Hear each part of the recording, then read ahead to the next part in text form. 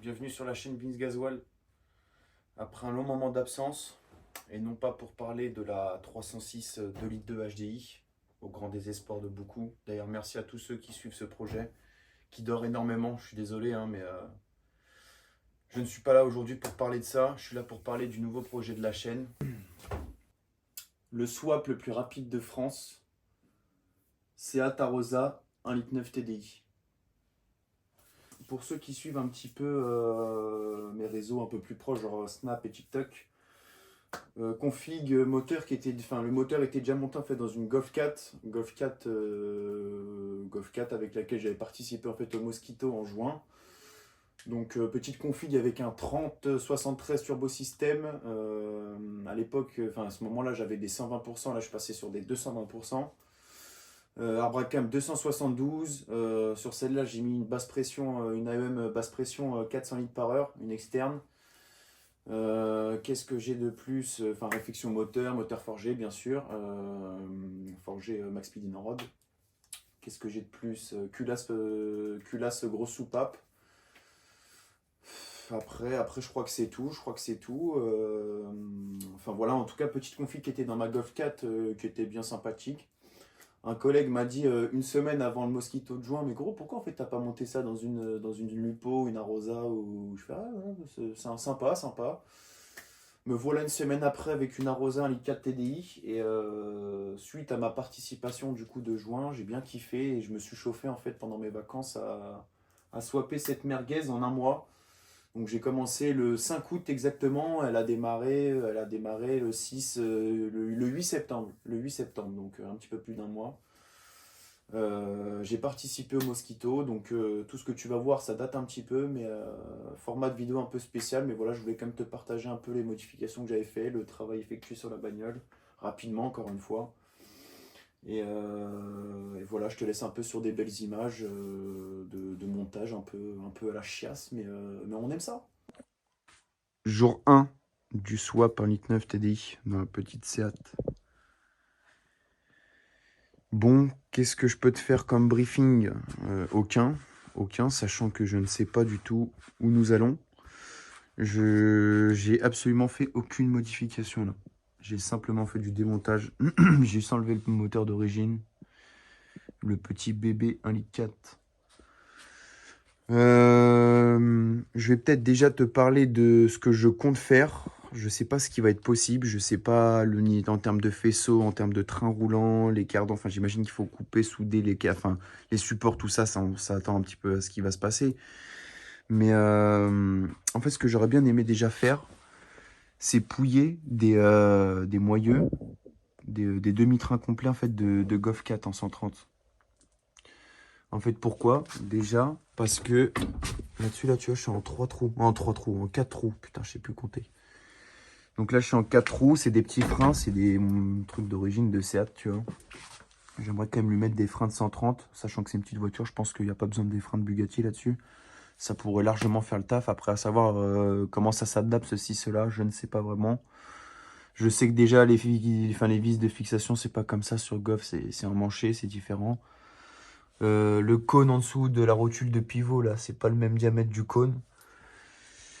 Donc à voir si je peux pas carrément enlever les 3 vis là, foutre une rotule carrément de Golf 4, ou je crois que pareil, ça j'avais regardé, c'est pas les mêmes. Donc du coup, peut-être faire une cale en fait qui va compenser entre le cône ici et en fait le cône qu'il y a dans la fusée de 130, tu vois. Donc je t'avoue que ça va être un peu du freestyle, on va avancer petit à petit. Déjà, on va se concentrer sur la base, le moteur, le placer, enfin le fixer dans la caisse.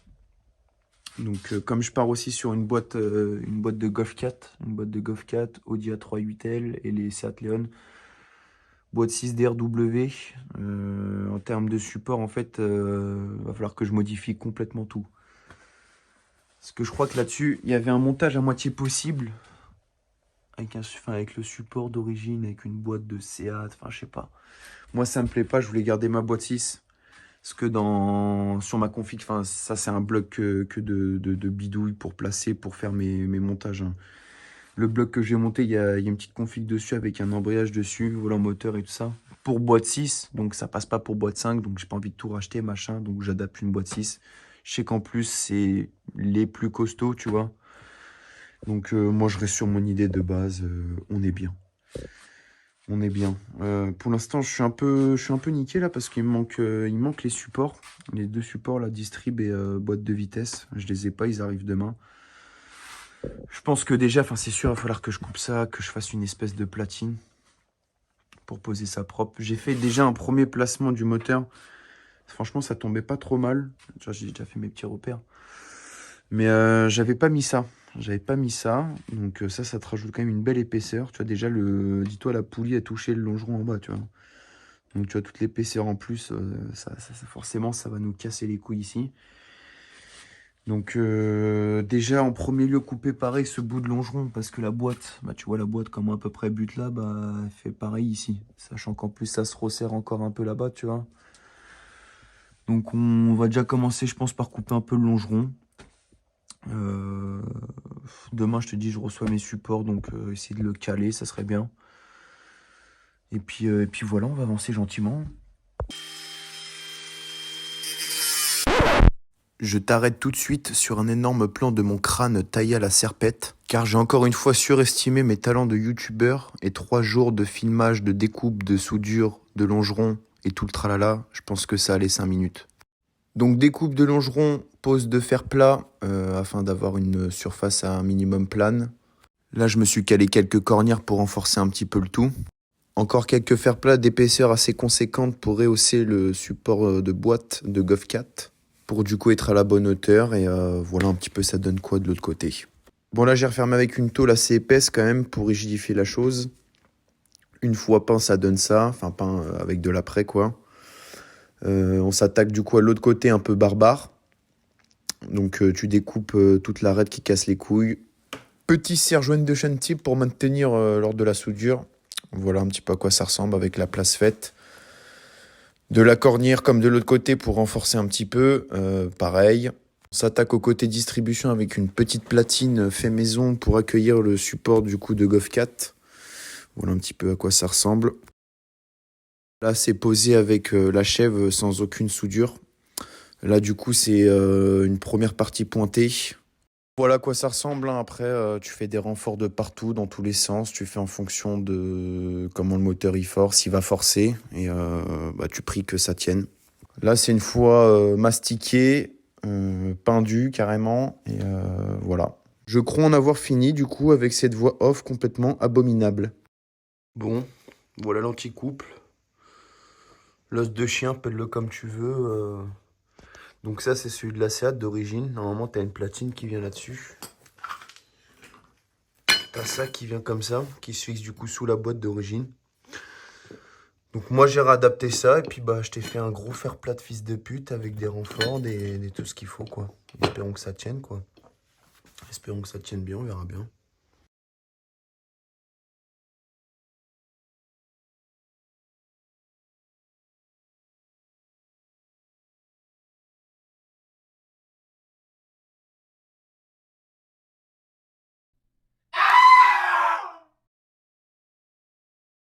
Bon, pas mal de boulot déjà fait sur le faisceau. Alors, à savoir qu'en fait, j'ai pas filmé la première partie, mais en fait, le faisceau du coup moteur 1.4 d'origine, c'est lié en fait à toute la partie éclairage, ventilateur moteur, voilà quoi. Enfin, surtout l'éclairage que du coup je voulais quand même conserver dans un premier temps, même si c'est une voiture de drague. Je voulais quand même pour mes petits essais, machin et tout, avoir de l'éclairage et passer quand même inaperçu. Donc ce que j'ai fait, c'est que j'ai complètement tout séparé. Je vais te mettre deux, trois petites photos.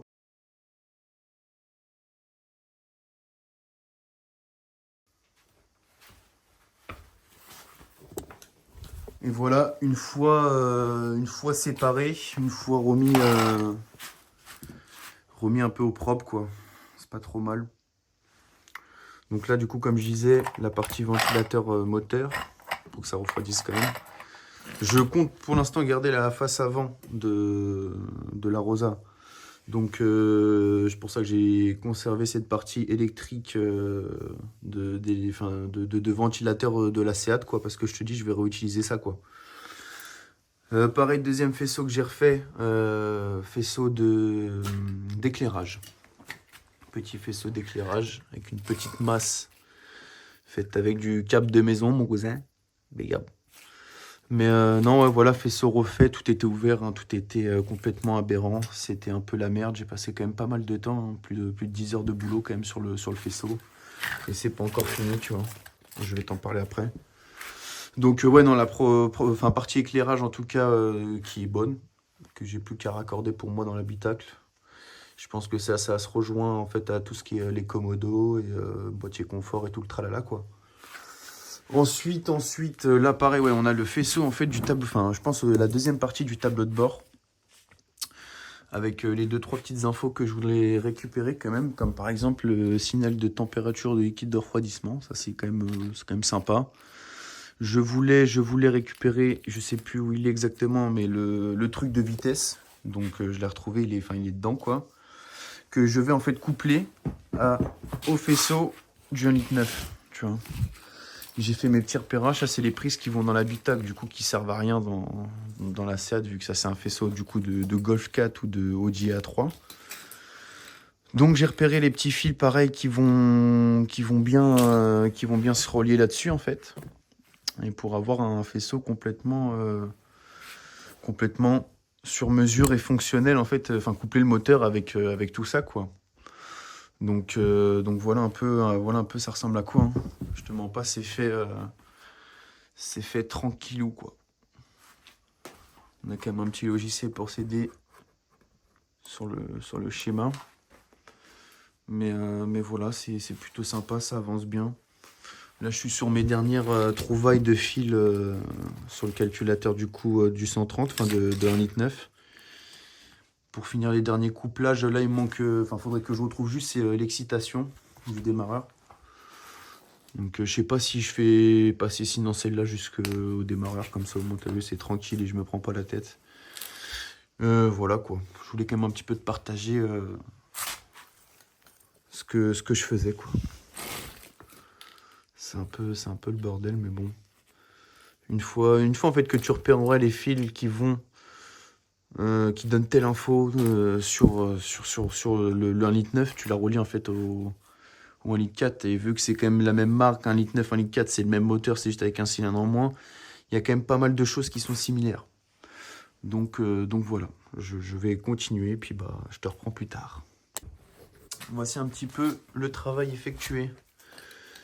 Donc, faisceau, tableau de bord, enfin, je sais pas si c'est vraiment le tableau de bord, mais la partie, ouais, si, la partie tableau de bord de la Seat, quoi.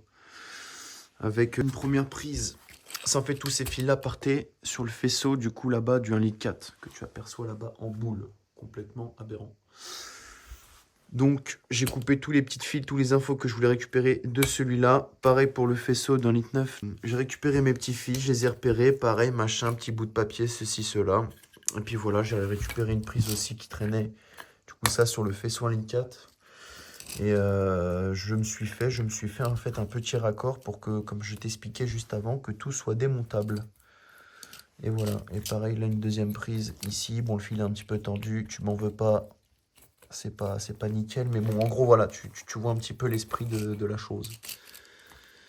Là aussi, pareil, ce que j'ai fait pour l'excitation du démarreur et un plus qui va aussi au calculateur, qui va sur cette grosse prise, je crois exactement. Ce que j'ai fait, c'est que, comme je te dis, je voulais que ce soit démontable. Là, j'avais pas de prise assez conséquente pour mettre du fil de ce calibre-là. Donc, du coup, je t'ai trouvé deux petits portes fusibles, ce qui est pas plus mal. Tac, tu as la partie, encore une fois, faisceau moteur et la partie là, tableau de bord. Donc voilà, petit fusible de protection, ça ressemblera à quelque chose comme ça, tu vois. Et voilà quoi, c'est sympa. J'espère que ça va démarrer du premier coup, ce serait étonnant, mais bon, ce serait quand même sympa. Donc voici l'avancement des choses. Voici l'avancement des choses. On va pouvoir clairement rentrer la voiture, démonter du coup la Golf 4, la voiture donneuse, foutre ça là-dedans. Et puis on va commencer à avancer un petit peu plus, voir pour les cardans. Voir pour les cardans ce que je fais. Enfin, de toute façon, je vais devoir les découper. Et puis pareil aussi, monter toute la partie demi-train de Golf 4 pour passer sur des moyeux de 130 avec les 5 trous.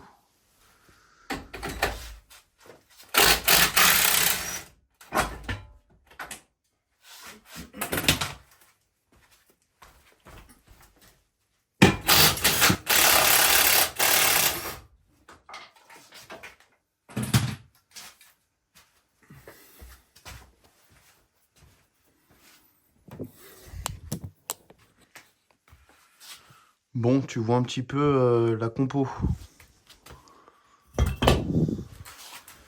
Je sais pas trop comment ça va se passer. Là, tu vois, c'est découverte en live. Bon, déjà, niveau hauteur des combinés, on n'est pas trop à l'ouest. Parce que, en gros, je vais récupérer ce putain de moyeu. Je voudrais mettre un moyeu de Golf 4, boîte 6, pour que la tulipe du cardan déjà passe. Que je conserve un cardan complet d'une seule voiture, pas faire un mélange de cardans, tu vois. Donc j'avais déjà analysé un petit peu le sujet. Donc comme je te disais, j'ai déjà fait mes petites analyses, notamment à propos en fait des rotules de direction, parce qu'en fait pour monter le demi-train du coup de Golf 4 boîte 6 là, je pensais repartir de cette rotule là, sauf qu'en fait le diamètre du cône, tu vois, il est vachement plus petit sur l'1,4 litre que sur un 1,9 litre, tu vois, forcément. Sauf que forcément, les rotules de Golf 4 ne montent pas en lieu et place de ceux de Seat Arosa. Donc ce que j'ai pris, c'est une rotule en fait de Ibiza 6L en 1,9 litre, qui a elle le gros cône. Pareil, c'est pas vraiment visible à l'œil nu, mais si tu compares en fait le cône, si tu compares le cône de celui-là, donc de la Seat, avec ce cône là, en fait il est un petit peu plus grand, tu vois. Donc pour éviter que ça nage en fait dans la fusée. Pareil, ça par contre ça vient d'une Golf 4. Donc tu vois, j'ai vu un truc à peu près, enfin c'est pour de l'autre côté, mais j'ai vu un truc à peu près similaire, c'est le même filetage, juste le cône il est plus grand. Ça fera bien le boulot, tu vois. Donc là, petite découverte avec toi-même. En fait, la chose sur laquelle je m'interrogeais là, c'était plus les butées là-haut. Comment est-ce que je peux récupérer un truc de Golf 4 ou je sais pas. Ou tu vas faire un assemblage des coupelles. Je sais pas trop comment ça va se passer. Ça c'est le roulement ça. C'est miteux. C'est miteux. Bon, je vais analyser ça et je te tiens au jus. Bon bah voilà. Petite Winter 5 trous, moyeu 130 en place sur le véhicule. C'est très propre, je suis content, tout passe bien.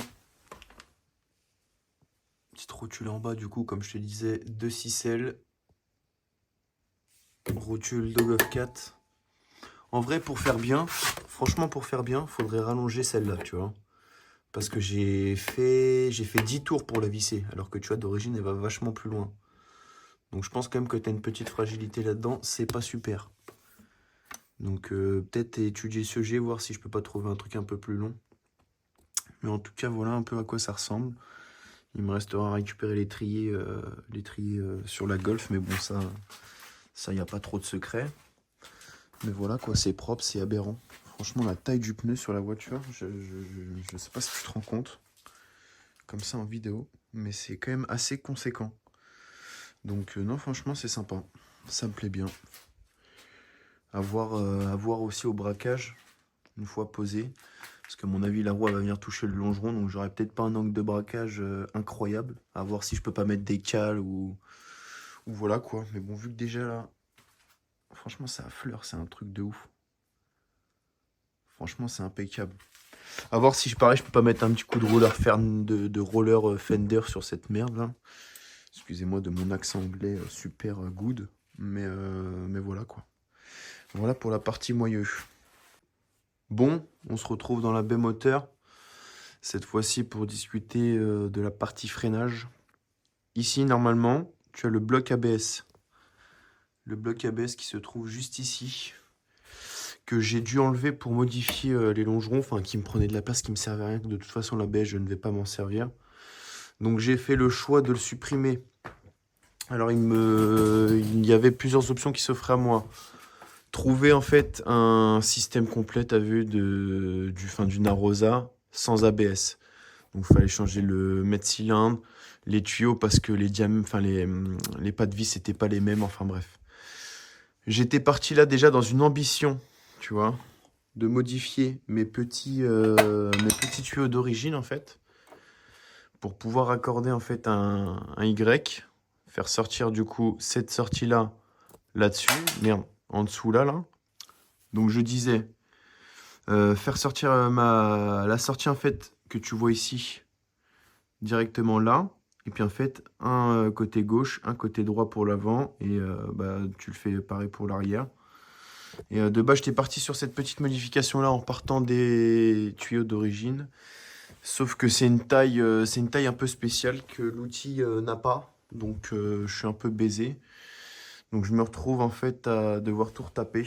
Donc là, tu vois, j'ai du tuyau en cuivre. Je vais repartir du coup, enfin, cette partie-là, je vais l'enlever. Ici, tu as un petit raccord. Donc, tu vois, pour les deux avant, c'est pas méchant. Là, tu as le deuxième qui part là, tac, tac. Il redescend pareil dans l'aile. Le seul problème, c'est pour l'arrière. Enfin, le problème, c'est que l'arrière, en fait, il redescend là et il n'y a aucun raccord, sauf sous le train arrière là-bas. Non, il n'y avait pas de raccord au niveau du train arrière. Donc, c'est bon. C'est réglé. Mais c'était quand même une petite galère. Donc je t'explique. Je suis parti sur des explications un peu bizarres avant. Oublie tout ce que je t'ai dit. Alors, j'ai conservé le tuyau avant droit, parce que tu parles toujours quand tu es côté conducteur. Donc le tuyau avant droit a été conservé parce que l'olive, en fait, ici, enfin le raccord était de la bonne taille de celui-là. La longueur, tu vois, était à peu près bonne. Ça, tu vois, ça c'est le tuyau d'embrayage, on va pas te mélanger. Bon, je t'avoue, ça n'a pas trop de gueule, mais vas-y, ça m'évite encore un truc à modifier, tu vois. Donc lui, je te l'ai conservé. Après, toute l'autre partie, tu vois, ça, j'ai tout fait à la main. Donc en vrai, plutôt sympathique quand même à faire, hein. Tu sais, c'est vachement malléable, hein, le tuyau en cuivre comme ça. Donc voilà, mes petits raccords, merde, comme je te disais. Un là, ça c'est pour l'arrière. Un là, ça c'est pour l'avant. Premier tuyau refait ici. Merde. Juste là. Sympathique. Raccordé du coup flexible. Frein de TDI du coup 130. Donc Golf 4, Ibiza, non pas Ibiza, Léon. Ou A3 8L. Donc voilà, pareil pour en dessous. Je sais pas si ça va être très clair pour toi. Mais je me suis refait tout le petit passage. Donc un raccord ici. Parce que pareil, voilà. Le tuyau, en fait, il partait, celui qui va à la roue là-bas. Là, il passait tout en dessous, au niveau de la ligne, enfin, derrière la tôle par chaleur et tout. Enfin, c'est un peu une merde. C'est pour ça que j'ai tout dégagé. Bon, par contre, ce que j'ai pas été con, je me suis fait un petit raccord quand même au cas où je veux le démonter ici, là. Un autre raccord ici. Comme ça, la partie moteur, enfin, baie moteur peut être démontée aussi. Je sais pas si jamais il y avait une fuite ou quoi, pareil. Mais bon, bah, force est de constater qu'il n'y a aucune goutte. Après la purge, les freins sont pas trop mal. Donc après avoir, avec l'assistance et le vide, quoi, la pompe à vide. Mais en tout cas, franchement, c'est bien sympathique. Je suis bien content. Ça avance encore très bien. Donc, on va dire que la partie châssis est terminée. La partie châssis est terminée. Bon, comme tu peux voir aussi, je me suis fait le plaisir de remonter à peu près la planche de bord. J'ai remis ça approximativement plat, j'ai rebranché tous les faisceaux que je voulais brancher pour que ça fasse un premier démarrage. Si jamais il faut que je redémonte s'il y a une galère. Pareil, j'en ai profité pour installer mon chaise baquet. P-Cap, mon copain, sèche de livre de pizza. Nickel. Non, je rigole, mais non, mais voilà, c'est plutôt sympa. Il y a un peu de faisceaux qui traînent à droite à gauche, faut que je mette ça au propre. Ça, c'est plein de cas, je te dis que j'attends de remonter, savoir si ça démarre. Et puis il y a là, hein. Rouler jeunesse, comme on dit. Bon, le nouveau moteur est en place. Enfin, le nouveau moteur, le moteur de la donneuse plutôt. Bon voilà, ça y est, il est en place. Je l'ai fixé de l'autre côté. J'avais pas fait les trous dans la caisse parce que d'avoir un laser que j'avais prêté à un collègue, un laser de chantier, pour être sûr de l'alignement en fait. Tu vois, je suis parti de deux repères de celui-là. J'ai aligné au vis ici jusqu'au deuxième repère qui est de l'autre côté, tu vois, pour avoir un truc un maximum droit.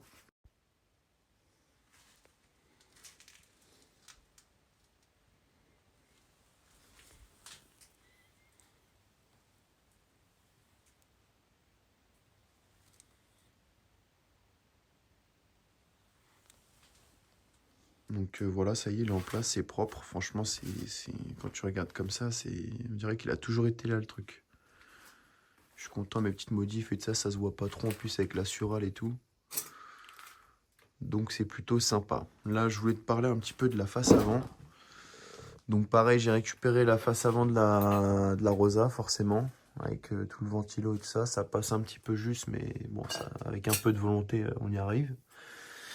Mais j'ai aussi récupéré les changeurs qui avaient sur la Golf. J'ai découpé la traverse que j'étais obligé, enfin je pouvais pas la conserver.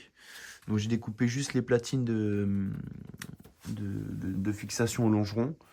Je me suis pris une petite tige comme ça que j'ai tordue un petit peu. Si tu regardes d'au-dessus, elle est un peu tordue.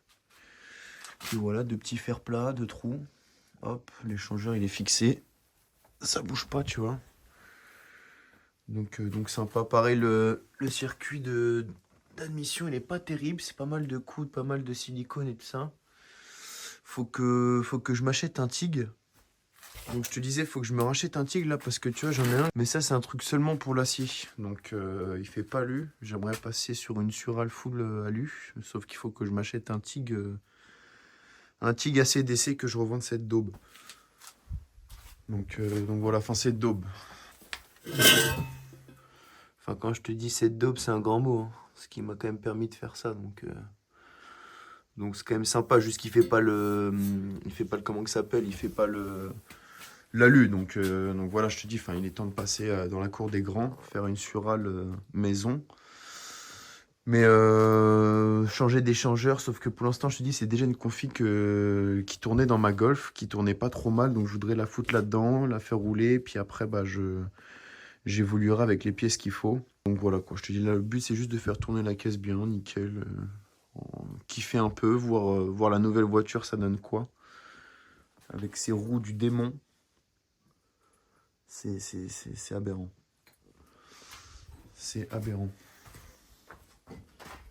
Je sais pas si tu te rends compte, mais franchement, je te jure, ça lui donne une gueule, mon pote. C'est ouf. Franchement, je suis content, j'ai quand même poncé ça. J'ai quand même poncé ça, beaucoup d'heures de travail là-dessus, mais voilà. Ça commence à vraiment prendre forme, c'est magnifique. Donc là, je t'explique un petit peu le projet, la suite des choses. J'ai reçu pareil, attends. Donc pour la partie cardan, obligé de couper et de raccourcir les deux cardans de 4,5 cm. Donc voilà, je vais déjà faire un premier test pointé et tout ça. Je peux pas faire comme ceux qui ont regardé la vidéo de la 306, tout monter du premier coup parce que j'avais des soucis. Mais enfin, j'ai fait en sorte de prendre les mesures pour ne pas avoir de soucis cette fois-ci. Donc normalement, il y aura pas de galère. Mais voilà, petit tube en 36 que j'ai payé 16 €. C'est impeccable. Donc voilà, je vais raccourcir ça avec ma petite scie à ruban. Je vais poser ça propre là-dedans, raccourcir la taille que je veux. Puis bah, une fois que ce sera bon, enfin pointer, souder, essayer, voir. Et puis on croise les doigts que ça se passe pas trop mal cette chose, hein. Donc une fois que ça c'est fait, après on va partir sur une petite cheminée. Une petite cheminée du Seigneur qui part directement dans le capot, mon copain. Et puis pareil, à voir ce qu'il faut faire pour l'admission. Admission que j'aimerais pareil remonter ici, faire un truc dans le capot pareil. Donc voilà, et là-bas, ça c'est qui était sur la Golf, à voir si je peux pas la récupérer, faire quelque chose avec. Donc voilà un petit peu, hein, c'est un peu le bordel cette vidéo, mais voilà, je tenais juste à te partager les petites modifs que je faisais, comment ça se passe, et voilà. Bon, comme tu peux le voir, nous sommes sur une fin très très proche. Voiture, on va dire entièrement remontée, hein. Entièrement remontée, hein. Circuit de gasoil rebranché. Petite cheminée en place, fait maison. Regarde les petites soudures, sympa. Bon, il y en a, elles sont dégueulasses, mais je vais pas te les montrer, forcément. Mais petite cheminée en place, petite surale aussi en place. Échangeur invisible. Bon, là, il y a une grille un peu maintenue, juste pour que ce soit un peu discret sur la route, tu vois. Un peu dégueulasse. Mais tu vois, de loin, comme ça, tu me vois passer, tu te dis, ça va, ça va. Bon, enlève la cheminée, hein, ça, c'est juste pour le drag, hein. Je vais faire une petite ligne, mais j'attends du tube. Donc voilà, un faisceau rebranché, tout est rebranché. J'ai fait venir des plus, on verra s'il y a assez de puissance. Je pense que ça m'étonne. On verra bien, j'espère que ça va le faire. J'ai fait venir 2 fils. Un premier fil qui vient directement sur le démarreur. Il y en a un autre qui repart à l'alternateur pour que ça recharge aussi du coup. T'en as un deuxième qui vient là sur un petit boîtier. Ça, c'est le boîtier normalement qui va sur la batterie, tu vois. Que j'ai fait partir direct aussi avec un fil de Sono, mon cousin, de portugais. Direct aussi sur la batterie, donc ça te fait 2 fils. On va voir s'il y a assez de puissance. Sinon, bah, j'en retirerai un autre ou un plus gros, un autre diamètre de fil, un autre calibre, plus exactement. Mais en tout cas, voilà, c'est posé, c'est propre, c'est nickel. Pareil, le circuit de liquide de refroidissement, c'était un peu un micmac parce que j'ai laissé le bocal à la place d'origine. Donc là, c'est de la Seat. Sauf que normalement, sur les Golf, il est là-bas. C'est pour ça d'ailleurs que tu vois cette petite durite là de retour qui est, qui est vide. Parce que normalement, je te dis, le retour, il tourne là-dedans dans le bocal. Et le petit micmac, en fait, c'est que ça, du coup, alors ça, c'est d'origine, du coup, 1,9 litre. Et là, la durite, du coup, 1,4 litre qui repart en bas sur le radiateur était trop courte. Donc, je me suis récupéré, en fait, cette petite partie-là, tu vois, mais sur le 1,4 litre. Et ça m'a permis de faire mon petit coude pour arriver nickel sur la durite, du coup, du 1,9 litre.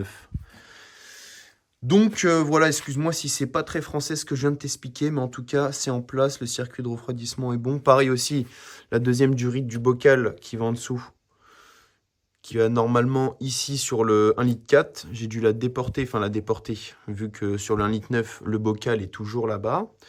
Et bien, petite durite de direction assistée qui remonte jusque là-bas et on est good.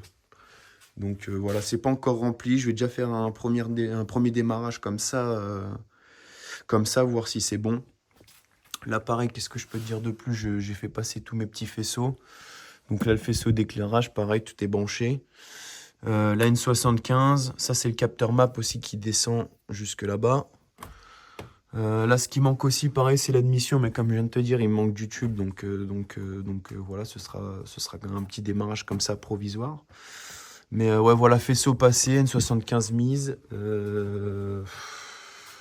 Voilà quoi. Dans les grandes lignes, pareil, là j'ai rebouché. Là, tu vois, tu as un trou pour comment ça s'appelle, le bloc chauffage. Donc, dans mon petit stock, j'avais un petit ECU tout pourri, tout cassé. Donc, tu récupères la petite coque, tu te fais 2 trous, et puis voilà, ton trou il est bouché, mon cousin. C'est impeccable, c'est neuf. Là, pareil, en dessous, tu as un deuxième trou pour l'évaporateur de clim. Pareil, j'ai rebouché avec une petite tôle. Voilà en ce qui concerne la fin d'adaptation. J'attends toujours mon manchon là, pour faire mon deuxième cardan. Celui-là, il est prêt. Il manque juste ça à faire. Il manque vraiment que ça à faire, quoi. Pareil, j'ai fait le support anti-couple inférieur. Je sais pas si tu vas l'apercevoir. C'est pas très beau, mais en tout cas, ça tient. Donc après avoir en dynamique, hein, là, j'ai pas encore testé, donc je peux pas trop te dire. Mais voilà. Voilà pour la partie moteur. Pour la partie ECU, intérieur et tout le tralala. Là, tu vois, je te dis, j'ai pas encore fait de démarrage, tu vois. Pareil, ce que j'ai fait, c'est que j'ai déporté la batterie. La batterie, je l'ai mis ici, sans prendre absolument aucune mesure. C'est peut-être un peu trop fort la lumière. sans prendre aucune mesure, bah tu vois, ce cache il re-rentre parfaitement en lieu et place. Donc à voir si je mets une tôle ou quoi pour cacher la batterie, ou si je l'enlève complètement ce cache parce que j'en ai rien à foutre. Mais en tout cas, la batterie est déportée, elle tient à peu près, tu vois, avec son support.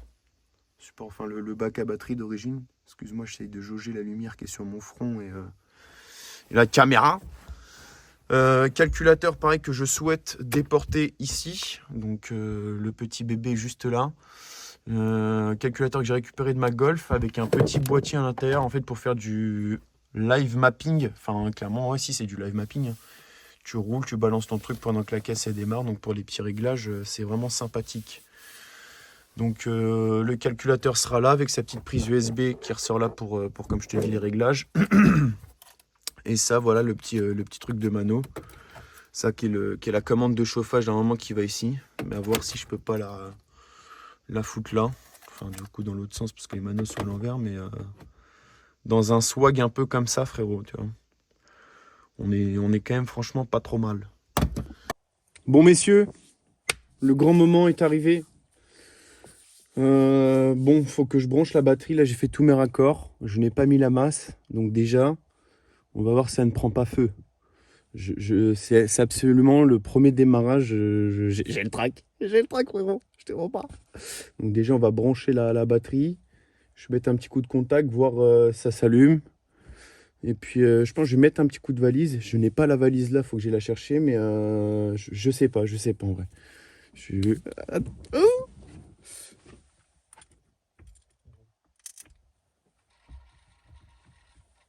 Voilà, tout s'allume déjà. Ça ne prend pas feu. La lumière de guet, c'est pas moi, hein, c'est le portugais d'avant. Branchable facilement au cas où. Bon là déjà tout se passe bien.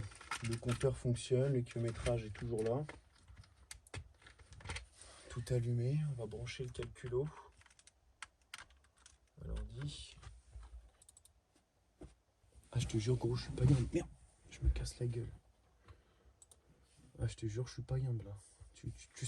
Tu sens ce petit trac là, tu vois. Donc déjà, on va balancer une carto. Une carto du Seigneur. Je vais mettre ça. Je vais faire un petit check-up devant. Donc là on est connecté. Là, le fichier est balancé. Donc, tac. Est-ce que je passe la valise? En vrai, je vais passer la valise. Bon, tu connais, petite valise craquée. Le petit VCDS. Ah, je te jure, je suis pas bien. Ça va bien se passer. Bon, on va remettre le contact. Waouh. Waouh. Déjà, j'ai l'ABS, j'ai l'airbag. Ok. Qu'est-ce qui se passe si je vais dans le moteur?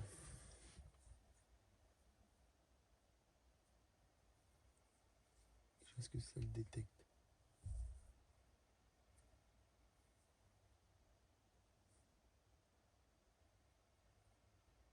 Non. A few moments later. 2000 years later. One eternity later.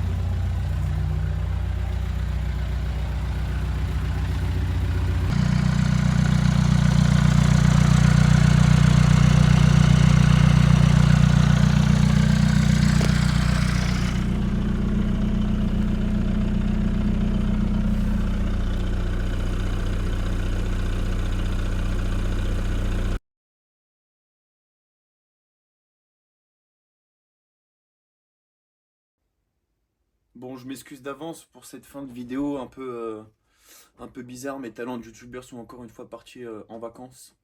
Donc j'ai filmé ça un peu sur Snap, un peu vite fait. Donc tu vois le format de la vidéo avant, il n'est pas terrible. En tout cas voilà, j'ai trop rien de plus à te montrer à part des belles images du Mosquito en octobre auquel j'ai participé. Et voilà, hein, je te laisse t'abonner et puis bah kiffer la vidéo et puis bah regarder ces belles images comme je viens de te dire. Allez, ciao ciao.